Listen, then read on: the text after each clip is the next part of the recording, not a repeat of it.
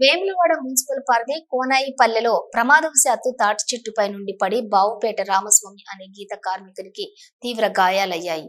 సోమవారం సాయంత్రం కురిసిన వర్షానికి తాటి చెట్టు తడిచి ఉండగా రామస్వామి కళ్ళు తీసే నిమిత్తం తాటి చెట్టు పైకి ఎక్కుతుండగా ప్రమాదవశాత్తు కింద పడి తీవ్ర గాయాల పాలయ్యాడు. అతడిని హుటాహుటిన స్థానికులు, కుటుంబ సభ్యులు 108 కు సమాచారం అందించి ఆసుపత్రికి తరలించారు.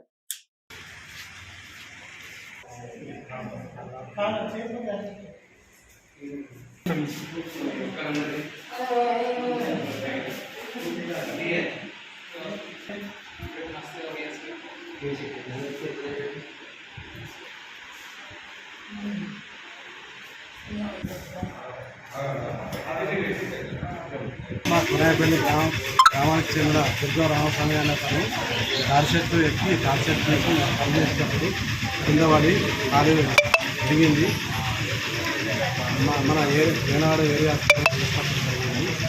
అతనిని ప్రభుత్వం నిరుపేద కార్మికుడు కాబట్టి ప్రభుత్వం స్పందించి ఆయనను ఆదుకోవాల్సిందిగా కోరుతుంది.